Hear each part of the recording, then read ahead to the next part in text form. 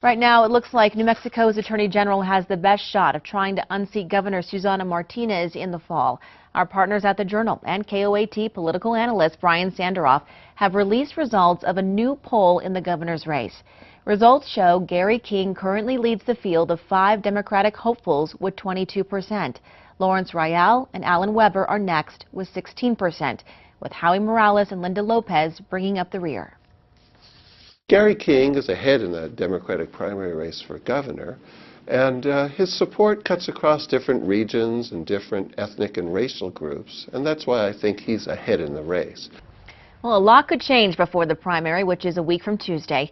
29% of the people polled haven't made up their minds.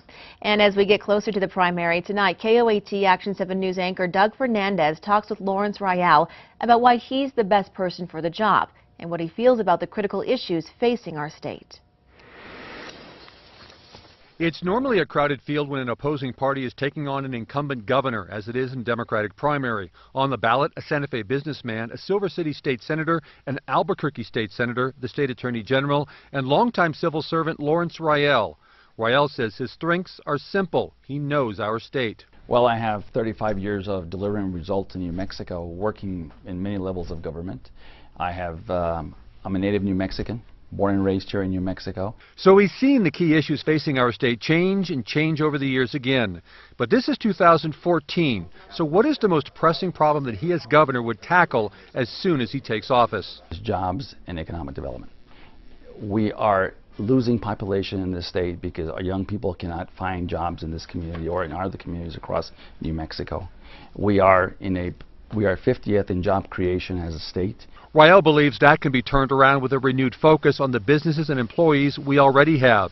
Yes, attracting new business is always good for the economy, but Rayel believes protecting who and what we already have here should be a priority. But we have to have capital in New Mexico to invest in the growth of these small businesses, and that means that we have to have a robust plan that includes all of New Mexico, but takes into consideration the assets that each region of New Mexico has to offer. But our educational system right now, Rayel says, not an asset. He believes our schools and our teachers need more money from the state and more input from parents. We're not going to fix education. We're going to change education. And we're going to change it by making sure that we begin a very robust discussion about investing in our teachers and investing in getting good quality folks into that profession. Rayel says another group of people to invest in, social workers at the Children, Youth and Families Department. CYFD has left jobs open and returned millions of budgeted money back to the state, leading to problems in the field, maybe mistakes.